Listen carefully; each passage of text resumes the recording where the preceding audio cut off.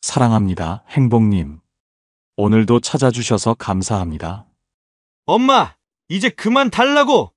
김치통 뚜껑을 닫던 순간이었습니다. 반찬을 싸다 말고 가만히 식탁에 앉아 한참을 멍하니 있었습니다. 숟가락도 국자도 그 자리에서 그대로 멈췄습니다. 이렇게까지 해야 하나 싶었습니다. 속상하다 못해 허무했습니다. 나는 그저 바빠 보이니까 힘들까봐 먹는 거라도 제대로 챙기라고 정성껏 싸서 들려보낸 건데요. 그런데 아들은 그걸 부담이라고 했습니다. 그날 이후로 반찬통은 다시 꺼내지 않았습니다. 아무도 말해주지 않았습니다. 어디까지 해줘야 도움이고 어디서부터는 간섭이 되는지. 오늘 영상에서는요, 결혼한 자식에게 왜 반찬이 사랑이 아니라 부담이 되는지, 그리고 부모와 자식 사이에 어떤 경계선이 필요한지를 알려드리겠습니다. 자식에게 섭섭하지 않으려면 부모가 먼저 알아야 할 게 있습니다. 지금부터 함께 들어보세요. 오늘 주제가 마음에 드신다면 구독과 좋아요 눌러주세요. 여러분의 마음을 안아주는 좋은 컨텐츠로 보답하겠습니다. 사실 나는 그냥 도와준 거였습니다. 일하느라 바쁜 아들, 애 키우느라 정신없는 며느리, 냉장고 열었을 때 반찬 한 가지라도 있으면 덜 힘들까봐 내 젊은 날이 생각났거든요. 애 울고 설거지 쌓이고 밥은 대충 때우고 그 시절에 누가 반찬 한 통만 챙겨줬어도 눈물 났을 거예요. 그래서 싸기 시작한 겁니다. 된장국, 멸치볶음, 김치, 달걀찜. 지금은 고기도 부담스러울까봐 기름기 쫙 뺀 돼지고기장 조림까지 매주 싸다 보니 이게 내 일상이 되고 내 존재 이유가 된 것 같았습니다. 그리고 나는 그걸 사랑이라 믿었어요. 그런데요, 돌아온 건 고맙다가 아니라 이제 그만 좀 싸요 였습니다. 그 한마디에 그동안의 모든 정성이 미련으로 바뀌는데 1초도 안 걸렸습니다. 나는 분명 도와준 거였습니다.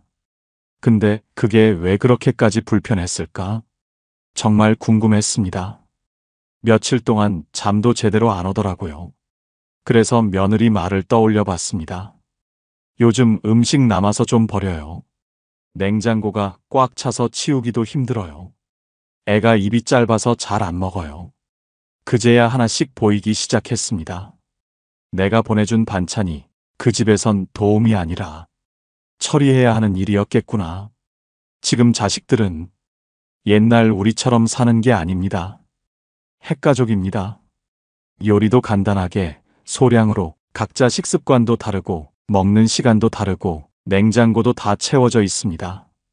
나는 정성으로 보냈지만 그 정성이 냉장고에 남아 썩기 시작하면 그건 마음이 아니라 부담입니다. 그리고 그걸 몇 번이나 버렸다면 내 정성도 함께 버렸다는 죄책감이 그 아이들 마음속에 차곡차곡 쌓였을 겁니다. 결국 그 죄책감이 이런 말로 터져나온 거죠. 엄마, 이제 그만 달라고요. 심리학자들은 이런 걸 반복된 호의의 역효과라고 말합니다. 한두 번은 고마워도 그게 계속 반복되면 사람은 감사보다 피로를 먼저 느낀다는 겁니다. 특히 가족처럼 가까운 관계일수록 이런 피로는 더 빨리 찾아옵니다. 왜냐고요? 고마움이 의무로 바뀌는 순간 관계의 온도는 식기 시작하거든요. 나는 분명히 사랑으로 한 일이었습니다. 그런데 자식은 그걸 매주 해야만 하는 약속처럼 느끼기 시작합니다. 그러다 어느 순간부터 그게 오히려 심리적 압박이 됩니다. 사랑이란 많이 줄수록 더 가까워지는 걸까요? 프랑스 철학자 미셸 드 몽테뉴는 이렇게 말했습니다. 가장 깊은 애정은 때로 가장 조용한 거리에서 자란다. 맞습니다. 지나친 친절은 사랑이 아니라 통제처럼 느껴질 수 있습니다. 실제로 서울대학교 가족연구소에서 발표한 자료에 따르면 결혼한 성인 자녀 10명 중 7명은 부모님의 반복적인 도움이나 간섭이 부담된다. 라고 느낀다고 응답했습니다. 그중 가장 부담스러운 것으로 꼽힌 게 음식이나 생필품을 지속적으로 챙겨주는 것이었습니다. 처음엔 고마웠지만 받아야 한다는 의무감이 생기고 거절하기 어려운 죄책감이 쌓인다는 겁니다. 결국 자식은 말하지 못하고 쌓이고 부모는 말 안 해줘서 더 서운해지고 서로가 같은 마음을 가지고 있음에도 점점 오해의 골이 깊어지게 됩니다. 그렇다면 이 서운함의 반복을 막으려면 이제 우리는 뭘 바꿔야 할까요? 첫 번째, 주는 사람이 아니라 기다릴 줄 아는 사람이 되세요. 서운함이 반복되는 이유는 사랑을 증명하려고 자꾸 뭔가를 주기 때문입니다. 정작 자식은 그걸 고마워하기보다 부담스러워하거나 죄책감을 느끼며 피하게 되죠. 반찬을 끊으라는 말이 아닙니다. 주고 싶은 마음을 조금 비워둘 줄 아는 여유가 필요하다는 뜻입니다. 이제는 이렇게 말해보세요. 요즘은 뭐 자주 해먹니? 입맛 없을 땐 뭐가 당기니? 혹시 먹고 싶은 거 있으면 말해줘. 내가 시간 날 때 꼭 해줄게. 이건 지금 당장 뭘 해줄까? 가 아니라 내가 필요할 때 나는 여기 있을게라는 메시지입니다. 자식은요, 계속 뭔가를 주는 사람보다 필요할 때 조용히 기다려주는 사람을 더 오래 기억합니다. 처음엔 어색할 수도 있습니다. 빈손으로 돌아서는 길, 괜히 서운하고 허전하게 느껴질 수도 있겠죠. 그런데 어느 날 자식이 먼저 이렇게 말할지도 모릅니다. 엄마, 그때 해줬던 깍두기. 그거 생각나. 그 말 한마디면 충분합니다. 그건 기대가 아니라 진심에서 나온 요청이니까요. 사랑은 많이 주는 사람이 아니라 기다릴 줄 아는 사람이 지켜냅니다. 독일 철학자 헤르만 헤세는 말했습니다. 사랑은 무엇을 해주는 것이 아니라 무엇이 되어주는 것이다. 당신이 자식 곁에서 부담이 아닌 존재 자체로 위로가 되는 사람이라면 그건 이미 가장 깊은 사랑입니다. 두 번째, 자식의 삶이 아니라 이제는 나의 인생을 살아야 할 때입니다. 첫 번째에서 제가 기다릴 줄 아는 부모가 되라고 말씀드렸죠. 맞습니다. 줄곧 챙겨주기만 하던 관계는 반찬을 끊는 그 순간 조용히 무너질 수도 있습니다.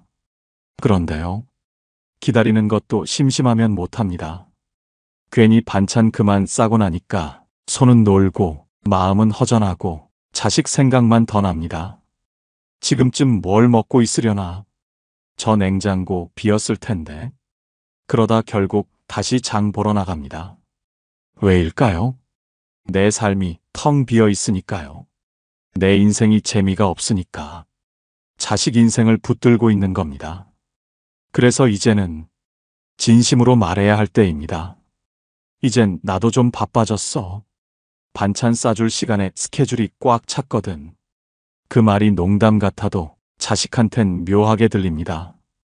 엄마가 예전처럼 내 시간만 보며 살지 않네. 그 순간 자식은 엄마가 궁금해집니다. 실제로 2023년 한국심리학회 고령가족연구팀에서 5060 여성 220명을 대상으로 조사한 결과 취미 활동이 많고 친구 모임을 자주 갖는 부모일수록 자녀와의 연락 빈도가 더 많다는 통계가 나왔습니다. 왜일까요? 부모가 자기 인생을 즐기면 자식은 마음의 여유를 느끼기 때문입니다. 내가 챙기지 않아도 잘 살고 있다는 안도감, 그리고 그 사람과의 대화가 부담스럽지 않다는 편안함. 그제야 자식은 연락을 해야 해서가 아니라 하고 싶어서 하게 됩니다. 반대로 항상 집에 있고 기다리고 눈치 보고 있는 부모는 자식에게 심리적 압박이 됩니다. 그래서 전화를 피하게 됩니다. 이제는 이 말 가슴에 새겨야 합니다. 내가 재미있게 살면 자식은 나를 찾게 되어 있다. 독일의 철학자 프리드리히 니체는 말했습니다. 인생의 가장 고귀한 임무는 남을 위한 삶이 아니라 스스로를 위한 삶이다. 이제는 반찬보다 더 맛있는 내 일상을 하나씩 채워가야 할 시간입니다. 자식 걱정은 그만. 이제 당신 인생이 돌아올 차례입니다. 세 번째, 간섭 대신 관심을 표현하는 방식을 바꾸세요. 나는 그냥 잘해주고 싶었을 뿐입니다. 그런데 이상하게도 마음을 쏟을수록 자식은 더 멀어집니다. 나는 정성 들여 조언했고 걱정돼서 한마디 보탠 건데 자식은 자꾸 말이 짧아지고 눈치를 보며 대답을 피합니다. 왜일까요? 정답은 하나입니다. 그 아이에게 지금 필요한 건 해결이 아니라 이해이기 때문입니다. 서울대 생활심리센터의 2021년 보고서에 따르면 성인 자녀들은 부모의 조언보다 존중이 담긴 질문에 더 따뜻함을 느낀다. 라고 응답했습니다. 심지어 문제 해결보다는 그냥 내 말 들어주는 부모가 좋다는 답변이 전체 응답자의 78%에 달했습니다. 결혼한 자식에게 진짜 필요한 부모는 뭔가를 알려주는 사람이 아니라 그냥 내 편이 되어주는 사람입니다. 말 한마디 바꾸는 것만으로도 관계는 달라질 수 있습니다. 그러니까 내가 뭘 했어 대신 그럴 수도 있지. 너도 참 애썼다. 그건 왜 그런 거야? 나는 몰랐네. 더 말해줘. 이런 말이 간섭이 아니라 존중으로 들립니다. 심리학자 버지니아 사티어는 말했습니다. 우리는 타인을 바꿀 수 없다. 하지만 우리가 그를 바라보는 방식을 바꾸면 그와의 관계는 달라진다. 말 한마디. 그게 부모와 자식 사이 평생의 거리를 결정짓습니다. 네 번째, 부모도 감정 표현을 배워야 합니다. 결혼하기 전엔 아들이 하루라도 연락 안 하면 엄마 뭐해? 하고 전화 오던 아이였습니다. 퇴근길엔 들러밥도 먹고 별 얘기 없이도 웃으며 앉아있던 시간들. 그랬던 아이가 결혼한 뒤론 정말 뜸해졌습니다. 처음엔 이해했습니다. 신혼이니까 바쁘겠지. 애도 낳았으니 정신없겠지. 하지만 그 이해라는 말 속에는 말하지 못한 서운함이 함께 있었습니다. 그걸 꾹 참고 있었더니 마음속에 작은 구멍이 생기더군요. 내가 이제는 부르면 안 되는 사람이 된 걸까? 그럴 때 우린 보통 그냥 넘기려 합니다. 나이 들어 그깟 걸로 서운하긴. 부모가 자식한테 뭘 바라고 스스로 다독이죠. 그런데요, 말하지 않으면 자식은 몰라줍니다. 그래서 어느 날 용기 내어 말했습니다. 요즘 연락이 뜸하네. 바쁜 건 알지만 사실 조금 서운하더라. 내가 결혼하고 나서 엄마가 많이 그리웠거든. 그 말을 듣고 아들은 조용히 말했습니다. 엄마, 사실 전화하려고 하다가도 막상 누르진 못했어요. 괜히 또 서운하게 할까봐 뭐라고 해야 할지 몰라서. 그 순간 느꼈습니다. 내가 입을 열었기 때문에 서로의 마음이 다시 닿을 수 있었다는 걸. 여기서 중요한 건 이걸 화내고 짜증내고 마음을 퍼붓듯 쏟아내라는 말이 아닙니다. 감정을 표현하라는 건 상대에게 상처를 주라는 게 아니라 내 마음의 상처를 조용히 보여주는 겁니다. 심리학자 브랜든 리 교수팀의 연구에 따르면 감정을 말로 표현하는 부모일수록 자식은 부담스러운 존재가 아니라 이해해주고 싶은 존재로 느낀다고 합니다. 서울대 심리학과 연구에서도 감정을 억누르는 부모보다 따뜻하게 털어놓는 부모와의 관계가 훨씬 오래 간다는 결과가 나왔습니다. 심리학자 브레네 브라운은 말했습니다. 진짜 용기는 감정을 있는 그대로 꺼내놓는 데서 시작된다. 부모도 사람입니다. 감정이 있고 외로움도 있고 사랑받고 싶은 마음도 있습니다. 그걸 말한다고 작아지는 게 아닙니다. 오히려 그걸 꺼낼 수 있는 사람이 진짜 어른입니다. 한마디면 됩니다. 그땐 조금 서운했어. 엄마가 그 말 듣고 속상했었어. 그 말이 자식과의 거리. 다시 한 걸음 좁혀줍니다. 5번째, 내가 먼저 사과할 줄 아는 사람이 되어야 합니다. 부모는 자식에게 잘못했다고 말하는 걸 참 어려워합니다. 그땐 그럴 수밖에 없었어. 나는 다 너 잘 되라고 그런 거야. 부모가 자식한테 뭘 사과하냐? 하지만 결혼한 자식에게는 그 말이 나는 틀린 적 없다는 선언처럼 들릴 수 있습니다. 사실 잘못이 커서 서운했던 게 아니라 작은 말 한마디, 그걸 인정하지 않아서 마음이 다치는 경우가 훨씬 많습니다. 예를 들어 이런 장면이 있습니다. 모임 자리에서 며느리에게 그 옷은 좀 나이 있어 보인다 라고 말했던 어머니. 그땐 진심이 아니었고 그냥 웃자고 한 말이었지만 그날 이후 며느리는 자리를 피해 다니기 시작했습니다. 그때 어머니가 이렇게 한마디만 했더라면, 그때 옷 얘기한 거 생각해보니 말이 좀 지나쳤던 것 같네. 기분 나빴다면 미안해. 그 말 하나로 쌓였던 거리도 차가웠던 마음도 다시 풀릴 수 있었습니다. 실제로 하버드 의대 가족치료센터의 보고서에 따르면 부모가 먼저 사과한 적 있는 자녀일수록 부모와의 관계를 존중받는 관계로 인식하며 의견 충돌이 있어도 감정적 거리감이 줄어든다 라고 밝혔습니다. 사과는 지는 게 아닙니다. 관계를 더 단단하게 만드는 가장 지혜로운 표현입니다. 심리학자 마샤 라이나는 말했습니다. 가족 관계에서의 사과는 사실을 바로잡는 게 아니라 마음을 다시 열게 하는 문이다. 결혼한 자식은 더 이상 아이가 아닙니다. 인생을 책임지고 사는 한 사람입니다. 그렇기에 내가 좀 지나쳤다. 그땐 내가 잘 몰랐네. 하는 부모의 한마디는 관계를 수직에서 수평으로 바꾸는 시작이 됩니다. 부모라고 항상 옳을 수는 없습니다. 하지만 부모가 먼저 인정할 수 있다면 그 자식은 평생 내 부모는 멋진 사람이다 하고 기억하게 됩니다. 6번째, 가까워지려 할수록 멀어진다는 걸 기억하세요. 자식이 결혼하고 나면 한 집안이 더 생깁니다. 그 집은 이제 그들만의 방식으로 굴러가는 독립된 하나의 세계입니다. 하지만 많은 부모는 그 세계에 예전처럼 자연스럽게 발을 들이려 합니다. 반찬을 들고 살림 이야기를 꺼내고 어떤 땐 육아 방법이나 돈 관리까지 조심스레 조언을 흘립니다. 물론 전부 도와주려는 마음에서 시작한 일입니다. 하지만 이건 결혼한 자식 부부 입장에선 이렇게 느껴질 수 있습니다. 우린 아직 우리 집을 완성할 기회조차 못 받고 있다. 한 며느리가 말했습니다. 어머니는 늘 도와주신다고 하시는데 그게 저희 집에는 너무 낯선 방식이에요. 도움이 아니라 감독처럼 느껴질 때가 있어요.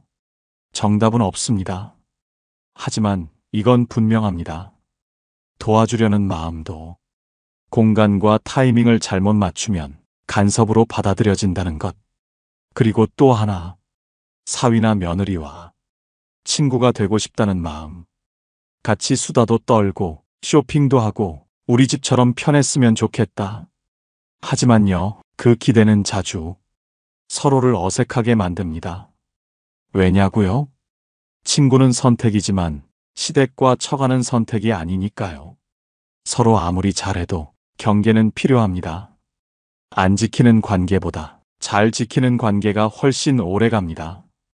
결혼한 자식과 잘 지내는 부모는 가까워지기 위해 노력하는 사람이 아니라 너의 방식도 괜찮아 하고 조용히 인정해주는 사람입니다.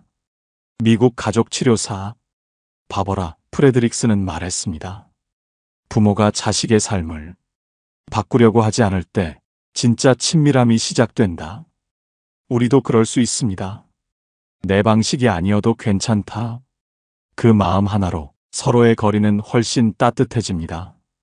지금까지 결혼한 자식에게 왜 반찬이 사랑이 아닌 부담이 되는지, 그리고 부모와 자식 사이에 어떤 심리적 거리가 건강한지를 함께 알아봤습니다. 결론은 명확합니다. 내가 아무리 좋은 의도로 다가가도 그들이 불편하다면 그건 사랑이 아니라 간섭이 될 수 있다는 것. 그렇다면 이제 질문을 바꿔야 합니다. 어떻게 도와줄까?가 아니라 나는 내 인생을 어떻게 채울까?로. 여러분, 결혼한 자식과의 건강한 관계는 내 삶이 충만할 때 비로소 시작됩니다. 그렇다면 진짜 궁금해지지 않으세요? 자식을 힘들게 하지 않으면서도 나 자신은 더 행복해지는 방법. 도대체 뭐가 있을까요? 그 답은 바로 단 하나. 취미를 갖는 데서 시작됩니다. 하지만 아무거나 취미가 되는 건 아닙니다. 먼저 내 마음을 들여다보는 것이 가장 중요합니다. 나에게 맞는 취미를 찾고 싶다면 먼저 스스로에게 이 4가지 질문을 던져보세요. 첫 번째, 요즘 나는 누구와 자주 이야기하고 싶은가? 외로움이 많고 사람을 그리워한다면 사람과 연결되는 취미가 필요합니다. 걷기 모임. 혼자 걸을 땐 생각이 많아지지만 누군가와 나란히 걷는 길에선 말없이도 위로받게 됩니다. 책 읽는 모임. 같은 책을 읽고도 다르게 느끼는 마음들 속에서 나만 그런 게 아니었구나 하는 안도가 생깁니다. 문화센터 수업. 무언가를 함께 배우는 동안 자연스럽게 말문이 트이고 웃음도 생깁니다. 지역 봉사활동. 작은 도움을 주면서도 내가 더 큰 위로를 받고 있다는 걸 느끼게 됩니다. 혼자보다는 함께 걸어가는 시간이 훨씬 덜 외롭고 훨씬 더 따뜻합니다. 나와 비슷한 마음을 가진 사람들을 만나 조금씩 내 일상을 나누는 것. 그것만으로도 마음이 한결 가벼워질 수 있습니다. 두 번째, 혼자 있는 시간이 편한가, 불편한가? 혼자 있는 시간이 어색하거나 낯설다면 나만의 리듬을 만들어주는 취미가 필요합니다. 필사. 조용히 글자를 따라 쓰다 보면 생각이 가라앉고 마음도 자연스럽게 정돈됩니다. 수채화. 붓끝에 집중하다 보면 온 신경이 그림에 머물게 되고 잠시 모든 걱정이 물감처럼 퍼져나갑니다. 수경재배. 흙 없이도 자라는 뿌리를 바라보는 일. 매일 아주 조금씩 자라는 식물처럼 내 안의 여유도 함께 자라납니다. 하루 한 줄 일기. 오늘 하루 마음에 남은 말, 감정, 장면을 딱 한 줄로 적는 것만으로도 스스로를 더 잘 돌볼 수 있게 됩니다. 혼자 있는 시간이 낯설지 않도록 내 안에 작은 일상을 채워보세요. 세상이 조용해지는 그 틈에서 비로소 내 마음이 편안해집니다. 세 번째, 요즘 나는 무엇을 배우고 싶다고 느꼈는가? 지식과 배움에 대한 욕구가 있다면 머리를 쓰는 취미가 삶에 활력을 줍니다. 사진이나 영상 편집 배우기, 스마트폰으로도 충분합니다. 내 일상의 한 장면을 직접 담고 그 순간을 기록하는 즐거움이 생깁니다. 유튜브 강의 듣고 기록하기. 관심 있는 분야의 짧은 강의만 들어도 머리가 맑아지고 세상과 다시 연결되는 느낌이 듭니다. 블로그나 SNS로 일상 기록하기. 내가 살아온 이야기, 오늘의 생각을 누군가와 조용히 나누는 통로가 됩니다. 그 누군가가 바로 나 자신일 수도 있습니다. 내 인생 회고록 써보기. 내가 살아온 길을 돌아보며 그땐 참 잘 버텼다고 내 자신에게 다정하게 말해줄 수 있는 기회입니다. 배움은 나이를 가리지 않습니다. 새로운 것을 익히는 순간 우리 뇌도 마음도 다시 살아 움직이기 시작합니다. 그리고 그 배움은 삶을 다시 사랑하게 만드는 가장 따뜻한 자극이 됩니다. 네 번째, 내가 누군가에게 주고 싶은 건 무엇인가? 여전히 누군가를 돕고 싶은 마음이 크다면 이제는 지치지 않는 방식으로 나눔을 이어갈 수 있는 취미가 필요합니다. 마을 반찬 봉사. 자식에게 매주 싸던 반찬, 이젠 진짜 필요로 하는 이웃을 위해 나눠보는 겁니다. 정성이 흐르고 마음이 환기됩니다.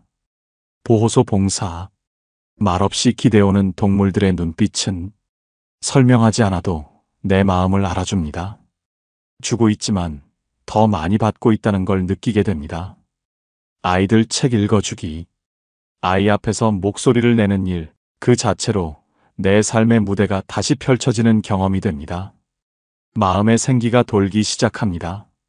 손편지 쓰기 활동, 종이 위에 진심을 담는 연습, 누군가에게 힘이 되어주는 문장을 쓰며 오히려 내 마음이 먼저 다독여집니다. 취미란 단순히 시간 때우기가 아닙니다. 잊고 지냈던 나를 다시 만나고 내 안에 아직 남아있는 빛을 꺼내보는 일입니다. 처음엔 어색할 수 있습니다. 손이 느리고 눈이 서툴고 혼자 있는 시간이 어정쩡하게 느껴질 수도 있죠. 하지만 며칠만 지나면 느껴집니다. 아, 내가 아직 뭔가에 설렐 수 있구나. 나도 몰랐던 내가 있었네. 하는 마음의 떨림이 찾아옵니다. 심리학자 캐서린 제이콥스는 말했습니다. 은퇴 이후 삶에서 취미는 단순한 소일거리가 아니라 정서적 생존의 열쇠다. 맞습니다. 취미가 있는 사람은 시간에 휩쓸리지 않고 자기 삶의 중심에 서 있게 됩니다. 그리고 그 중심에 서 있는 사람만이 누군가에게 존중받는 부모, 편안한 사람이 될 수 있습니다. 그동안 참 많이 애쓰셨습니다. 아이 키우고 챙기고 기다리고 어느새 내 시간, 내 이름은 한참 뒤로 밀려나 있었습니다. 그저 밥 한 끼 잘 먹이려고 힘들단 말 안 하려고 속상해도 꾹 참고 엄마니까 아빠니까 하며 견뎌오셨죠. 그런데요, 이제는 괜찮습니다. 이제부터는 내 인생이 먼저여도 됩니다. 자식은 이미 잘 자랐고 당신의 사랑은 그 마음 안에 조용히 깊이 뿌리처럼 남아있을 테니까요. 이제는 누구의 엄마 아빠가 아니라 나 자신으로 살아도 괜찮습니다. 지금부터라도 내가 좋아하는 거 하나씩 해보세요. 그것이 그림이든 글쓰기든 새로운 사람을 만나는 일이든 당신을 위한 시간은 절대 늦지 않았습니다. 그리고 분명히 믿으셔도 됩니다. 당신이 행복하게 살아가는 모습을 볼 때 자식은 가장 깊은 안심을 합니다. 오늘 당신 인생의 두 번째 봄이 다시 피어나기를 바랍니다. 그 누구보다도 당신이 먼저 따뜻해지기를 바랍니다. 오늘 영상을 보며 여러분은 어떤 생각이 드셨나요? 여러분의 경험과 생각을 댓글로 나눠주세요. 여러분의 이야기가 누군가에게 큰 위로와 깨달음이 될 것입니다. 오늘도 끝까지 시청해주신 여러분께 깊은 감사를 드립니다. 오늘 영상이 도움이 되셨다면 소중한 분들께 공유해주시고 구독과 좋아요로 저를 응원해주세요. 여러분과의 소중한 연결이 저에게 큰 힘이 됩니다. 오늘도 여러분의 행복을 빕니다. 이상으로 행복 주문서였습니다.